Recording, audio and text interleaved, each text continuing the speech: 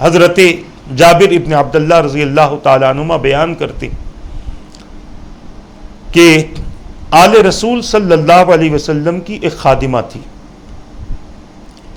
جو ان کی خدمت بجا لاتی تھی. انہیں بریرہ کہا جاتا تھا.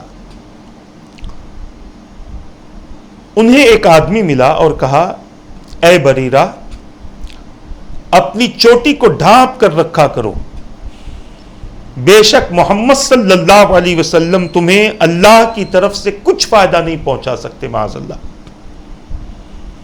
راوی بیان کرتے ہیں تو اس خادمہ نے حضور اکرم صلی اللہ تعالی علیہ وسلم کو اس واقعے کی خبر دی. آپ صلی اللہ علیہ وسلم اپنی چادر مبارک گھسیٹتے ہوئے باہر تشریف لائے،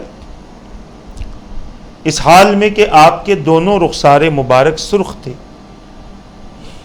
اور ہم انصار کا گروہ حضور اکرم صلی اللہ تعالی علیہ وسلم کے غصے کو آپ کے چادر کے گھسیٹنے اور رخساروں کے سرخ ہونے سے پہچان لیتے تھے. ہم نے اسلحہ اٹھایا، ہتھیار اٹھا لیے اور حضور اکرم صلی اللہ علیہ وسلم کی خدمت میں حاضر ہوئے اور عرض کیا یا رسول اللہ صلی اللہ علیہ وسلم آپ جو چاہتے ہیں ہمیں حکم دے. اس ذات کی قسم جس نے آپ کو حق کے ساتھ مبعوث فرمایا ہے، اگر آپ ہمیں ہماری ماؤں باپوں اور اولاد کے بارے میں بھی کوئی حکم فرمائیں گے تو ہم ان میں بھی آپ کے قول کو نافذ کر دیں گے. حضور اکرم صلی اللہ تعالی علیہ وسلم منبر پر جلوگر ہوئے، اللہ تبارک و تعالیٰ کی حمد و ثنا بیان کی اور فرمایا میں کون ہوں. صحابہ سے سوال کیا. صحابہ کہتے ہم نے عرض کیا آپ اللہ تعالیٰ کے رسول ہیں.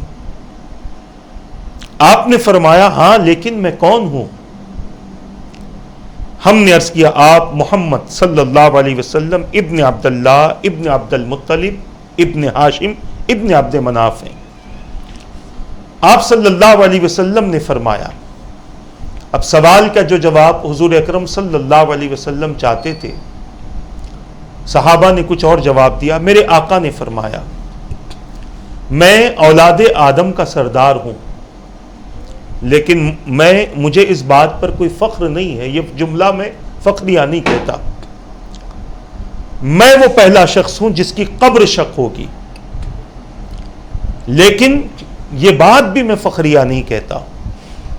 میں وہ پہلا شخص ہوں جس کے سر مبارک سے مٹی جھاڑی جائے گی، لیکن یہ بات میں فخریہ نہیں کہتا.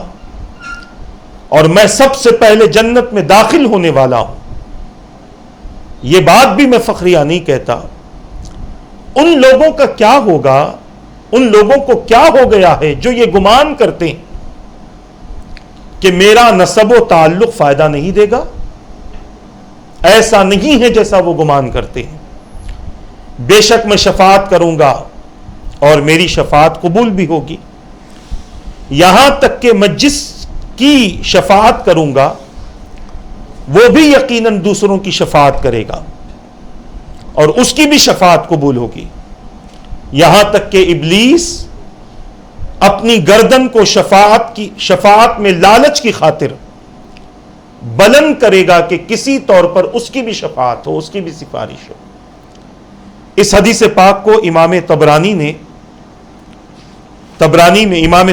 نے نقل فرمایا ہے اور اسی حدیث پاک کو امام حیثمی نے مجمع الزوائد میں نقل فرمایا ہے. امام طبرانی نے معجم الاوسط میں نقل فرمایا.